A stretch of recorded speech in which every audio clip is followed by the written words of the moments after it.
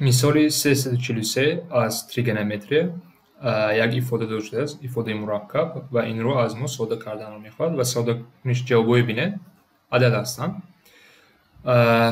پیش از این سوال کار کردن اول به خاطر بیاریم عینیت ها کدام های عینیت ها بودن و برای این کار کردن سوال کدام یوش با ما بازم است. این اول سینوس کوادرات یگان کنج جمع کوسینوس کوادرات همان کنج برابر با یک است. این عینیت اصلا مهم است باید دانیم. و عینیت دوم این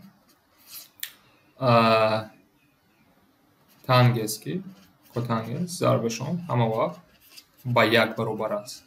این برای چی؟ میدونیم که تانگنس به سینوس تقسیم کوسینوس برابر، کوتانگنس به کوسینوس تقسیم سینوس. این از قاعده های تریگونومتری میاد.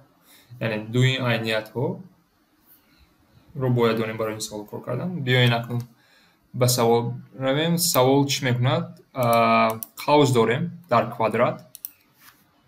قوس ها رو بشوریم هم با عینیت مهم این عینیت الگبروی قوس کشویی ما باید دانیم. یعنی در اینجا فرض میکنیم که ما میدانیم. یعنی چی رو استفاده میبریم؟ a plus minus b در کوادرات برابر است a کوادرات plus minus 2ab plus b کوادرات. این عینیت رو استفاده میبرم. یعنی دو عینیت تریگونومتری یک عینیت الگبروی. بیاین یک قوس یکم رو بشویم. قوس یکم چی میشود؟ سینوس کوادرات الفا جمع دو سینوس الفا کوسینوس الفا جمع کوسینوس کوادرات الفا. این رو ساده کرده میشد. ما میدونیم که سینوس کوادرات از عینیت یکم سینوس کوادرات جمع کوسینوس برابر یک. یعنی این ifade با یک جمع دو سینوس الفا کوسینوس الفا برابر است.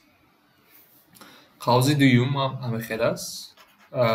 سینوس کوادرات مینوس دو سینوس الفا کوسینوس الفا جمع کوسینوس کوادرات الفا برابر میشد از عینیت یکم یک مینوس دو سینوس الفا کوسینوس الفا. و سوم ifade این چی ما چی گفتیم؟ تانگنس ضرب کوتانگنس برابر یک است و از اینجا معلوم میشد که همین ifade برابری 3 میشد چون که اینجا یک است. چی برابر یک؟ 3 ضرب یک 3 است. و بیاین ifade را اکنون در آخر نویسیم با شکل سادهش. یکم قوس این می شود. دوم قوس مینوس دو سینوس کوسینوس الفا و جمع 3.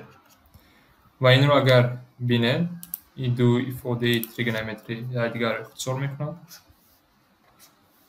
و در آخر جواب ما چند میموند؟ یک جمع یک جمع 3 و این برابر به 5 میشود و جواب ما 3 میشود 5.